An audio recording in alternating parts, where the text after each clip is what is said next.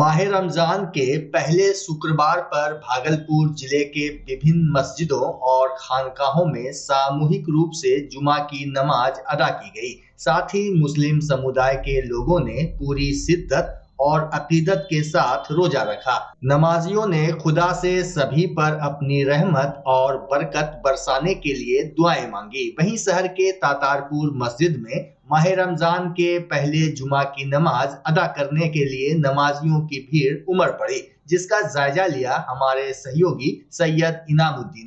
पवित्र माह रमजान की शुरुआत हो चुकी है और आज चौथा रोज़ा है। इसी के साथ आज माह रमजान का पहला जुमा भी है। इस वक्त हम मौजूद हैं भागलपुर के तातारपुर चौक पर और हम आपको तस्वीर दिखा रहे हैं कि किस तरह से नमाजी जो है तो यहाँ पर रमज़ान के पहले जुमा की नमाज अदा कर रहे हैं। और इसी तरह से हर मस्जिदों, हर खानकाहों और सभी जगहों पर मुस्लिम बहुल क्षेत्रों में नमाजियों की भीड़ देखी जा रही है। और पूरा जो एक महीना होता है वो इबादत में गुजरता है। काफ़ी संख्या में जो मुस्लिम समुदाय के लोग हैं वो हर तबके के लोग जो है तो इस माह रमज़ान में अपना सब्र का इम्तिहान देते हैं। और इसी तरह से इस सब्र के इम्तिहान के साथ तपती धूप में आप हमारे पीछे देख सकते हैं कि नमाजियों की भीड़ है और लोग माह रमज़ान के पहले जुमा की नमाज अदा कर रहे हैं। आप आगे की जानकारी देखने के लिए बने रहें न्यूज़ अंग बिहार के साथ। सैयद इनामुद्दीन, भागलपुर। ये माह रमज़ान का पहला जुमा है और माह रमज़ान का चौथा रोज़ा भी है। माह रमज़ान बरकत का, रहमत का, मग़फ़िरत का महीना है और इस महीने में पूरे महीना एक महीना लगातार सभी लोग रोज़ा रखते हैं, इबादत करते हैं। अल्लाह ताला ये ख़ास महीना हम लोगों को एक महीने के रूप में दिया है। हमारा संदेश यही है कि रमज़ान के और इस जुमा के मौके पर मेरा संदेश यही है कि आपसी भाईचारगी, अमन चैन और अमन शांति बहाल रहे। देखिए, असल बात है कि अभी नया शहर में ट्रैफिक लाइट लगा, उसका सुविधा आज रमज़ान का पहला मिला है। हम लोग चाहेंगे कि अगला जुमा तक मिल करके एसएसपी साहब को और तातारपुर थाना को एक ज्ञापन दें जो अगले जुमा से ना ट्रैफिक में ना सुधार हुए, बाकी कहीं कोई दिक्कत नहीं होगा। सफाई की व्यवस्था नहीं देखी गई थी, क्या कहें? सफाई की व्यवस्था हो तो नगर निगम का हर बार यही हाल है। आज कोई नया है कि ना सफाई रमज़ान में नहीं हुई है। पिछले सदियों से देखा जा रहा है कि सफाई होता ही नहीं है रहा। उसमें भी मेयर, डिप्टी मेयर अब अपने पार्षद को लिखित में देंगे। इधर शहर के खानका आलिया सहबादिया, खानकाए पीर दमड़िया, शाहजंगी, हबीबपुर, कबीरपुर जामा मस्जिद, भीकनपुर, ब्रह्मपुरा इस्लाम नगर, गनीचक, मुजाहिदपुर, उर्दू बाजार, चंपानगर मस्जिद, शाह मार्केट, खंजरपुर, चंपानगर समेत विभिन्न मस्जिदों में काफी संख्या में नमाजियों की भीड़ देखी गई। वहीं अधिकांश मस्जिदों में उलेमाओं ने अपनी तकरीर में रमजान की फजीलत बयान करते हुए ज्यादा से ज्यादा नेक कार्य करने की बात कही। मस्जिदों में हुई मजहबी तकरीरों में उलेमा एवं मुफ्तियों ने रोजे रखने के साथ साथ इबादत करने के तौर तरीके भी बताए। मुफ्ती फारूक आलम अशरफी और मौलाना नसीम अहमद अशरफी ने कहा कि रमजान का पहला असरा रहमत का है, दूसरा गुनाहों से माफी और तीसरा जहन्नुम से निजात का। वहीं मस्जिद के इमामों ने अपनी तकरीर में बताया कि रमजान के महीने में सभी को अपनी हैसियत के मुताबिक ज़कात जरूर बांटना चाहिए। ये गुनाह मुआफ़ होने का महीना है, बख्शिश का महीना है। इस महीने में अल्लाह ताला अपनी ख़ास निगाह करम बंदे की तरफ फरमाता है। एक नेकी का 70 गुना सवाब अता फरमाता है। एक फ़र्ज़ का 70 फ़र्ज़ के बराबर सवाब देता है। एक छोटी सी नेकी फ़र्ज़ के बराबर उसका शुमार किया जाता है। गोया के रोज़ादार के लिए ये अल्लाह की तरफ से बेबहा नेमतों की बारिश होती है जिससे लोग फैज़याब होते हैं। अनवा व अक़साम की नेमतों से अल्लाह ताला नवाजता है। ये रमज़ान शरीफ की मुबारक महीने का ख़ास इनाम है और इसकी ख़ासियत है जो किसी और उम्मत को ये महीना नहीं दिया गया। के 3 हिस्से हैं रमज़ान के महीने में। 3 अशरा जिसे कहा जाता है। इसमें तरावी की बहारें होती है और इंसान के ऊपर अल्लाह ने जो रमज़ान के रोज़े फ़र्ज़ किए हैं उस फ़र्ज़ को अदा करके अल्लाह को राज़ी करने के लिए इंसान खूब इबादत करते हैं। इसमें सहरी करते हैं, इफ्तार करते हैं, जिस वक्त अल्लाह की ख़ास तवज्जो होती है। इसमें ज़कात देते हैं, सदक़े फ़ित्र करते हैं, लाचारों, बेवाओं, मिस्कीनों और यतीमों का खूब ख्याल रखते हैं, पड़ोसियों का खूब ख्याल रखते हैं और पूरे मुल्क के लिए अमन सलामती की दुआ करते हैं। फिर जब 30 दिन गुजार लेते हैं तो अल्लाह की तरफ से उसे इनाम मिलता है ईद की शक्ल में, और खूब खूब खुशी होकर के सारे लोग ईद की नमाज अदा करते हैं। हम ये रमज़ान मुबारक का महीना है जो आज 4 रमज़ान मुबारक है, जुमा का दिन है, बड़ा मोतबर दिन है। अल्लाह रब्बुल इज़्ज़त ने अपने बंदों पर रोज़ा फ़र्ज़ करार दिया है, और रोज़ा एक ऐसी इबादत है जो हर इंसान को, हर मोमिन बंदे को गुनाह से रोकता है, इसलिए कि रोज़ा अल्लाह की रज़ात का एक ज़रिया है, अल्लाह को राज़ी करने का एक सबब है। क्योंकि दिन भर बंदा भूखे प्यासे बर्दाश्त करता है इसलिए कि रब को राज़ी कर सके। 5 वक्त की नमाज़ अदा करते इसलिए कि ताकि रब हमसे राज़ी हो जाए, हर गुनाह से पाक रहते, जैसे शराब, जुआ और दीगर तमाम गुनाहों से पाक रहने की कोशिश करता है, क्योंकि अल्लाह रब्बुल इज़्ज़त इस महीने में बेपनाह बरकतें अता फरमाया है, रहमतें अता फरमाया है और बंदों की मग़फ़िरत भी फरमाता है। और अल्लाह रब्बुल इज़्ज़त ने हम सब को ये एक एहसान दिया है कि हज़रत मौला अली की मुश्किल कुशा फरमाते हैं कि मुझे ठंड की नमाज और गर्मी के रोज़े मुझे बहुत पसंद है, इसलिए कि गर्मी में अल्लाह रब्बुल इज़्ज़त की बारगाह में हमें रोज़ा पेश करना बड़ा प्यारा लगता है, और ठंड के मौसम में मुझे नमाज़ पढ़ना बड़ा अच्छा लगता है, इसलिए मौला अली का फरमान हम सब को काबिल कबूल है। लोकसभा चुनाव में मतदान प्रतिशत बढ़ाने के लिए लोगों को कई तरह से जागरूक किया जा रहा है, क्योंकि मजबूत लोकतांत्रिक सरकार के लिए मतदान अनिवार्य है। पिछले चुनावों में मतदान का प्रतिशत कम रहा है, जिसको ध्यान में रखते हुए हिंदी दैनिक प्रभात खबर की ओर से बिहार, झारखंड और बंगाल के सभी जिलों में लगातार मतदाता जागरूकता कार्यक्रम वोट करें देश गढ़ें अभियान चलाया जा रहा है। इसी कड़ी में आगामी 17 मार्च दिन रविवार को बिहार, झारखंड के विभिन्न जिलों में जागरूकता रैली का आयोजन किया जा रहा है। इसी क्रम में भागलपुर में भी 17 मार्च को प्रातः 7 बजे सीएमएस हाई स्कूल आदमपुर से मतदाता जागरूकता रैली निकाली जाएगी, जो सीएमएस हाई स्कूल से घंटाघर और घंटाघर से मानिक सरकार चौक होते हुए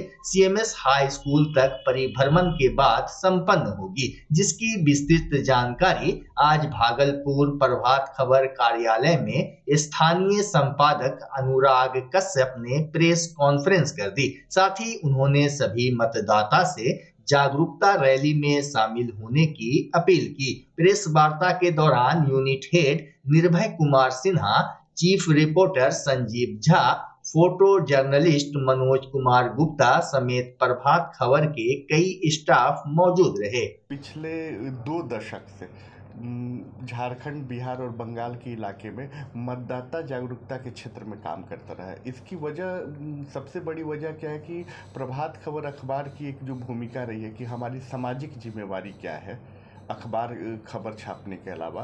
तो अब ये मोटे तौर पे समझिए कि भारत जो है सबसे बड़ा लोकतांत्रिक देश है, और उसके सामने सबसे बड़ी चुनौती ये आ रही है कि हर साल दर चुनाव जो है मतदान का प्रतिशत घटता जा रहा है। जब मतदान लोग खुल के करेंगे नहीं, मतदान का प्रतिशत घटेगा तो अच्छे और योग्य प्रत्याशी आ नहीं पाएंगे। इसको लेकर बिहार और झारखंड के इलाके में हर चुनाव में, संसदीय चुनाव हो या विधानसभा का चुनाव हो, लगातार प्रभात खबर की कोशिश रहती है कि मतदाता जागरूकता का कार्यक्रम चलाए। उसके लिए हम लोग छोटे छोटे स्कूल से लेके सब जगह पे इवेंट करते हैं। उसी इवेंट की कड़ी में 17 मार्च को भागलपुर में जो है हम लोग यहाँ सीएमएस कंपाउंड से एक मतदाता जागरूकता रैली निकाल रहे हैं, जिसमें विभिन्न सामाजिक संगठनों के लोग जुड़े हैं, विभिन्न स्वयंसेवी संस्थाओं के लोग हमारे साथ आ रहे हैं। और रूट चार्ट के बारे में संजीव जी बताएंगे, सर और डिटेल बताएंगे। लेकिन मूल फोकस क्या है कि कैसे हम लोग मतदाता को अवेयर करें कि आने वाले संसदीय चुनाव में अधिक से अधिक वोट गढ़े और लोग घरों से निकल के वोट करें। ऐसे तो हम साल भर बोलते हैं कि नेता खराब है, विधायक खराब है, काम नहीं हो रहा है, राजनीति में भ्रष्टाचार है, लेकिन हमारी जो भूमिका है एक शहरी के नाते, एक मतदाता के रूप में अगर हम अच्छा मत नहीं देंगे, ज़्यादा मत नहीं देंगे तो योग्य प्रत्याशी चुने नहीं जाएंगे। तो यही संकट है। इस संकट को ही ध्यान में रखते हुए मतदाता जागरूकता कैंपेन चल रहा है और उसी कड़ी में जो है ये 17 मार्च को हम लोगों का यहाँ से रैली निकलेगा। CMS ग्राउंड से निकल के शहर के अलग इलाकों में परिभ्रमण के बाद वापस यहीं पे संपन्न होगा। कि अभी सर बता रहे थे मतदाता जागरूकता अभियान के बारे में, प्रभात खबर लगातार इस सब चीज़ों को करता रहा है, लेकिन इसके पीछे की जो सबसे बड़ा मकसद ये है कि इसमें जितने भी लोग हैं सारे संस्था को हम लोगों ने व्यक्तिगत रूप से संपर्क कर न्योता दिया है। साथ ही में एक एक परिवार को आप सभी के माध्यम से परिवार के एक एक सदस्य को जागरूक करने के लिए एक आह्वान करते हैं कि उसमें महिलाएं भी जो खुलकर सामने आएँ। पुरुष तो रहते ही हैं और ख़ास करके पुरुषों से भी मेरा निवेदन है कि घर की महिलाओं को भी बाहर लाएं, जो चीज़ इस भागीदारी में शामिल हो। और जिस दिशा में हम सब बढ़ रहे हैं, एक स्वस्थ समाज के लिए आपका मतदान जरूरी है। इसको जागरूक हम अपने को भी करें, अपने घर के आसपास के भी लोगों को करें, ताकि ये जो रैली हम लोग निकाल रहे हैं इसका मकसद पूरा हो। ये हम लोग का मूल मकसद है। और हम सब मतलब खुल के एक एक संस्था से संपर्क किया है और आप सब के माध्यम से आप सब से भी निवेदन है कि जहाँ भी जो संस्था हैं, जहाँ भी 2-1 व्यक्ति हैं, आप सब उनको जोड़ें, परिवार को जोड़ें। और ये प्रभात खबर के सामने CMS मैदान है, यहाँ पर हम लोग सुबह 7 बजे जुड़ेंगे, 6:45 बजे से हम लोग यहाँ जुड़ेंगे और 7 बजे ये रैली यहाँ से निकलेगी। यहाँ से घंटाघर चौक होते हुए, मानिक सरकार चौक होते हुए फिर हम लोग वापस यहाँ आके इसका समापन करेंगे। तो पुनः एक बार आप सब के माध्यम से आप सबों को मैं रिक्वेस्ट करता हूँ कि इसमें अपने संस्था के साथ साथ परिवार के एक एक व्यक्ति को इसमें शामिल करें, जिससे कि इस मकसद को मूल रूप से ज़्यादा कामयाब हम लोग कर सके। धन्यवाद। जीवन जागृति सोसाइटी जीवन रक्षा पर लगातार काम करते आ रही है, विशेषकर सड़क दुर्घटना पर। इसी कड़ी में आज रेड क्रॉस रोड स्थित कार्यालय में बैठक हुई। वहीं अध्यक्ष डॉक्टर अजय कुमार सिंह ने कहा कि लाखों ड्राइवर यानी चालक एक साथ कई व्यक्तियों के जीवन को सुरक्षित रखते हुए हमें अपने गंतव्य तक पहुंचाते हैं। एक जगह से दूसरे जगह जाना भी जीवन का अंग है और इसका निर्वहन चालकगण के द्वारा होता है। चालक का जीवन कठिन परिस्थितियों से गुजरता है। उन्होंने बताया कि ऐसे चालक के हौसला अफजाई के लिए जीवन जागृति सोसाइटी द्वारा चालक सम्मान समारोह का आयोजन आगामी 30 मार्च को होटल स्टोन पार्क में किया जाएगा। सम्मान समारोह में वैसे वाहन चालकों को सम्मानित किया जाएगा जिनके द्वारा पिछले 10 साल से कोई भी बड़ी दुर्घटना नहीं हुई है। कार्यक्रम के संयोजक राकेश माही होंगे। लाखों की संख्या में ऐसे ड्राइवर हैं जो बहुत ही संजीदगी से चलाते हैं। वो ड्राइवर चालक के महत्व को समझते हैं। उनके दिमाग में हमेशा रहता है कि जान सिर्फ मेरी प्यारी नहीं है, हम जिनको ले जा रहे हैं वो मेरे भरोसे है। और वह गाड़ी है बहुत ही स्थिरता से चलाता है, यातायात के नियमों का पालन करता है और अपने वाहन मालिकों को या सवारियों को वो सुरक्षित गंतव्य तक पहुंचाकर उनके लक्ष्य की प्राप्ति करने में मदद करता है। ऐसे सजग चालक, कर्तव्यनिष्ठ चालक, रिस्पॉन्सिबल चालक को हम लोग सम्मान क्यों नहीं दें। तो हम लोग जिनके बदौलत हम लोग ट्रेवल करते हैं, गाड़ियों में सो भी जाते हैं और अपने गंतव्य तक पहुंचते हैं, उसको सम्मान करना हमारा फर्ज बनता है। और ऐसे सम्मान समारोह से उनमें एक आत्मबल बढ़ेगा, उसमें एक एहसास होगा कि हमें और रिस्पॉन्सिबल होना है। और इसीलिए जीवन जागृति सोसाइटी जो लगातार सड़क दुर्घटना पर काम करती है, हम लोगों ने ड्राइवर सम्मान समारोह का आयोजन करने का निश्चय किया है, जो 30 मार्च को होटल स्टोन पार्क में अपराह्न 2 बजे होना तय हुआ है। तो आइए अपने सजग ड्राइवर का मान बढ़ाएं और उन्हें सम्मान दिलाएं। और हम निवेदन करेंगे जो भी आपके माध्यम से इसको देख रहे हैं, यदि आपके ड्राइवर 10 सालों से लगातार गाड़ी चला रहे हैं और कोई भी मेजर दुर्घटना नहीं हुआ है, सजग हैं, अच्छे इंसान हैं, आपके पारिवारिक बातों को कहीं दूसरे जगह नहीं पहुंचाते हैं, ये भी दायित्व निभा रहे हैं। यानी कुल मिलाकर आपको ऐसा लगता है कि ये हमारे घर के परिवार हैं और जितना कर्तव्यनिष्ठ हैं हमसे कहीं ज़्यादा वो है, तो उनको सम्मान समारोह में भाग लेने का मैं निमंत्रण देता हूं और निवेदन करता हूं कि आप खुद आए और अपने चालक का सम्मान अपने खुद हाथों से करें। घर शिफ्ट करना हो या ऑफिस रीलोकेट करना हो, मेक माई शिफ्ट के साथ अपने सामान को सुरक्षित पहुंचाइए कहीं भी कभी भी। मेक माई शिफ्ट देते हैं residential and office relocation, long distance relocation, heavy machine shifting, packing and moving, international and intercity moving, car transportation जैसी ढेरों best services. Make my shift packers and movers. For bookings call 8298-181-018 या log on करें www.makemyshift.in।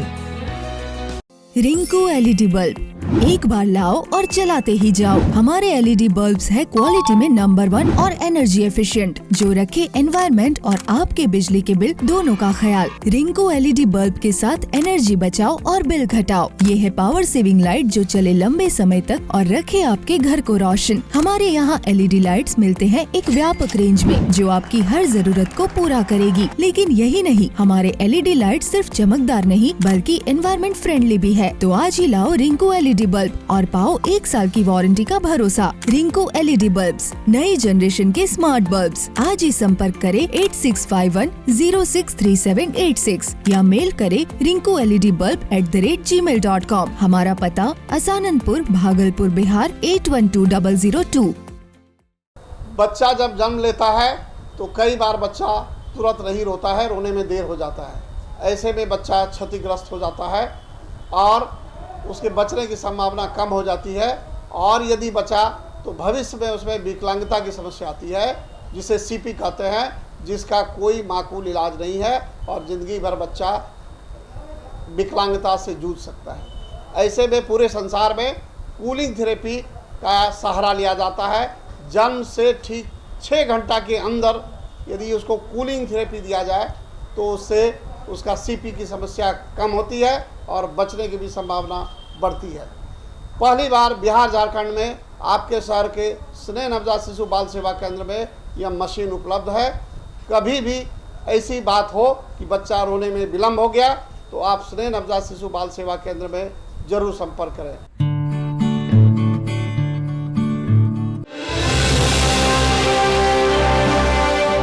Bhagalpur Habibpur थाना क्षेत्र में हुए plotter Rakesh हत्याकांड में फरार बबरगंज क्षेत्र का कुख्यात इम्तियाज उर्फ काना को राजस्थान के जयपुर से गिरफ्तार कर लिया गया। मामले को लेकर सिटी एसपी राज ने गुरुवार को प्रेस कॉन्फ्रेंस किया। इस दौरान उन्होंने बताया कि इम्तियाज उर्फ काना प्लॉटर राकेश हत्याकांड के साथ साथ 2 साल पूर्व मुगलपुरा में हुए काजल हत्याकांड के सूचक पर गवाही देने एवं फायरिंग करने के मामले और बबरगंज थाना में ही दर्ज हथियार बरामदगी के मामले में फरार था। संबंधित है, जिसमें से एक जो मुख्य मामला है जो भागलपुर जिला का टॉप 10 और 50,000 रुपये का इनामी कुख्यात मोहम्मद इम्तियाज उर्फ काना, इसको राजस्थान से गिरफ्तार किया गया है। इसके ऊपर पूर्व में 10 आपराधिक कांड दर्ज किए गए थे, जो कि मुख्यतः राकेश हत्याकांड जो बबरगंज जो हबीबपुर थाना अंतर्गत प्रॉपर्टी डीलर का से संबंधित है 7523।